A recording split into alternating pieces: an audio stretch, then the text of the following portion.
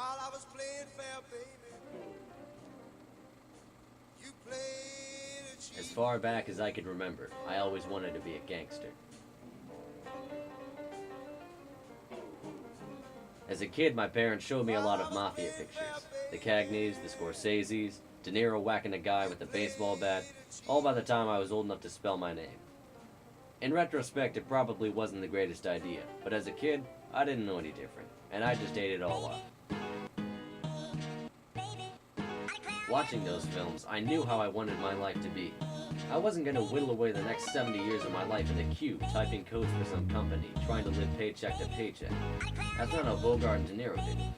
No, they took what they needed, what they wanted, when they wanted it. They got whatever girl they wanted. They did what they wanted. They had the money, the style, but most importantly, they had the power. The first priority in any good gang is numbers, and at this point, 2 is all I needed. Eddie was my right-hand man, and Veronica was our muscle. Now, if you're wondering why we'd run with a girl like Veronica, I think you may be overlooking how vindictive some girls can be.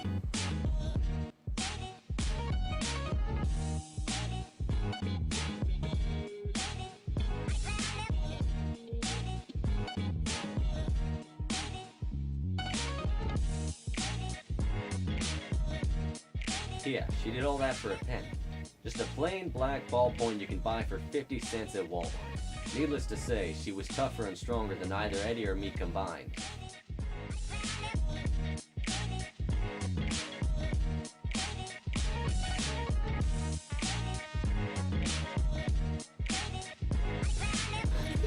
It's the Labrador mob.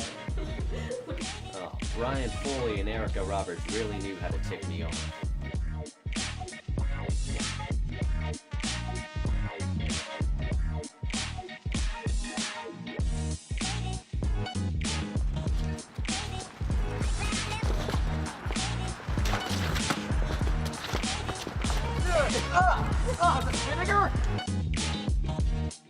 Yeah, this was our school. No one messed with us. Carmel was our city.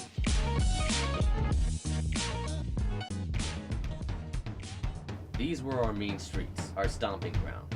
We were always in the know with everything that went down, from the back alleys to the art galleries. We ruled in a city without rulers and lived like royalty, or as much as a 17-year-old can be considered royal. And as much as we loved our kingdom, what most didn't realize was that Carmel needed us just as much as we needed it, if not more. I mean, how do you realistically think all of this money flowed into one small part of such a flat state? How are there so many large-scale mansions and country clubs? How can the city afford so many road renovations? It's almost too obvious. Mob money. The mob funded this entire city, and most people don't even know it. I mean, look around. They didn't exactly do the best job laundering it either. But sadly, for whatever reason, that strong presence has been absent here for the past 17 years, or at least as long as I've been around. You'd recognize the spark of vitality in the air, the exchange of money, the smell of brats being roasted at some wise guy's barbecue. The city is just scraping by on its last ounces of dough. I'm even surprised they made it last this long, but you know what had to have been a massive surplus. But Carmel is about to be on its last leg. The city is dying, and once the money runs out, everything's kaput. That's why we're here. We're the new blood. We have a noble mission put upon our shoulders to fix what they've done wrong. It's up to us to pull them back out of hiding. How? What do you mean? I'm assuming this is the big plan that you've been concocting all week. Well, a little bit more than a week, but more or less, yeah, you'd be correct. Why? Well then, what is it? Like, what are we doing? You can't just say pull them out of hiding and then poof, it's done and everything is great again. Like, what are we doing? What are we actually physically doing? It's actually pretty simple if you just let me explain. What is it?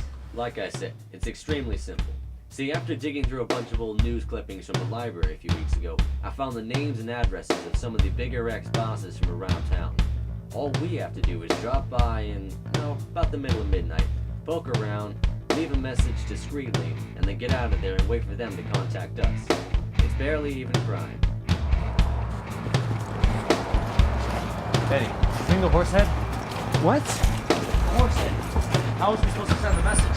You were serious about that? I'm not gonna give a freaking horse. You just bought a fake one.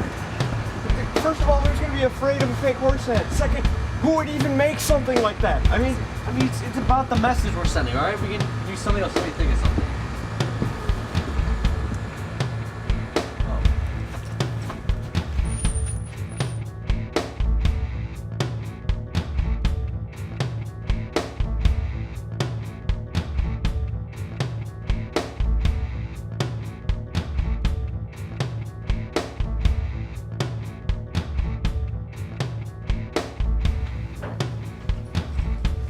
I mean, I'm sure there's something here sentimental of value that we can tear up or something. How about this? Nah, there'll be broken glass everywhere, and the guy will roll over and impale himself, and that just defeats the purpose. Maybe we could like tear up some pillows or write something in blood, maybe. Where are we gonna get blood? There's probably some ketchup in the fridge. Crap.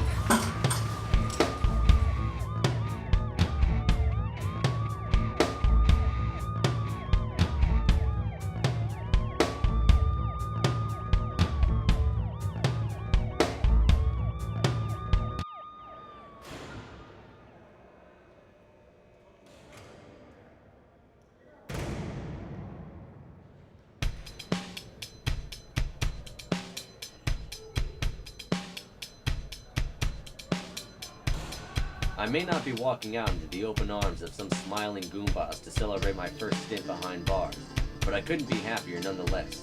Eddie and Veronica got away scot-free. I didn't squeal, not for a minute. And now that I'm out, I can just go back to what I was doing inside, waiting on any word from the bosses to make me a wise guy. Even if the cops tried to tell me that it was just some dentist's house, I know the truth, and that's all that matters.